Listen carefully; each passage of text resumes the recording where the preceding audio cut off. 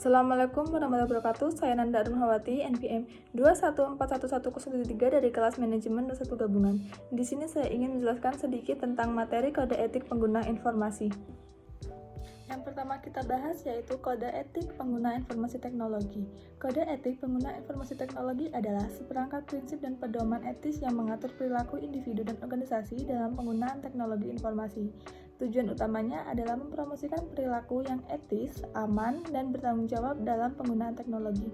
Kode etik ini harus dipatuhi oleh semua individu dan organisasi yang menggunakan teknologi informasi termasuk profesional TI, penggunaan akhir, dan organisasi teknologi.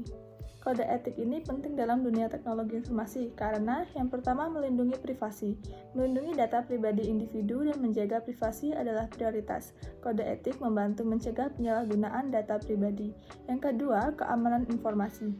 Meningkatkan keamanan sistem dan data, mengurangi risiko peretasan dan menghindari kebocoran informasi.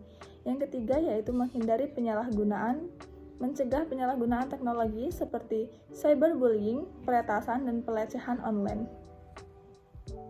Selanjutnya, resiko dan dampak negatif. Jika kode etik pengguna informasi teknologi diabaikan atau tidak diterapkan, resiko dan dampak negatif dapat mencakup yang pertama, pelanggaran privasi data, penggunaan data pribadi tanpa izin. Yang kedua, ketidakamanan sistem, resiko peretasan dan serangan cyber terhadap sistem. Yang ketiga, cyberbullying, dapat menyebabkan trauma mental pada korban.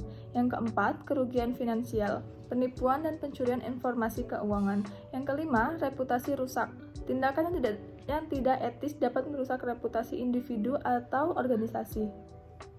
Kemudian, untuk peran kode etik pengguna informasi teknologi dapat memitigasi resiko dan konsekuensi negatif dengan yang pertama mendorong kesadaran, membantu individu dan organisasi menyadari pentingnya etika dan keamanan dalam penggunaan teknologi. Yang kedua, menyediakan panduan, memberikan pedoman tentang cara mengelola data, menghindari penyalahgunaan dan memastikan keamanan informasi. Yang ketiga, hukuman etis, mengatur sanksi etis bagi pelanggaran kode etik. Contoh konkret adalah ketika kode etik memerintahkan penyimpanan data pribadi dengan aman, yang mencegah kebocoran data dan pelanggaran privasi.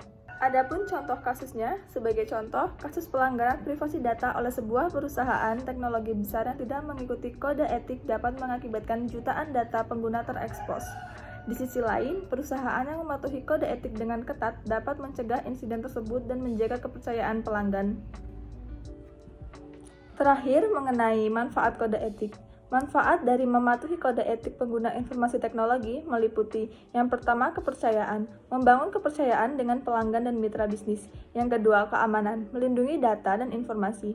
Yang ketiga, reputasi positif, membangun reputasi sebagai entitas yang bertanggung jawab dan etis. Yang keempat, pematuhan hukum, memastikan pematuhan terhadap undang-undang dan peraturan terkait. Secara keseluruhan, kode etik pengguna informasi teknologi membantu menciptakan lingkungan yang lebih aman, etis, dan dapat diandalkan dalam dunia teknologi informasi. Sekian yang dapat saya jelaskan mengenai kode etik pengguna informasi. Kurang dan lebihnya saya mohon maaf. Wassalamualaikum warahmatullahi wabarakatuh.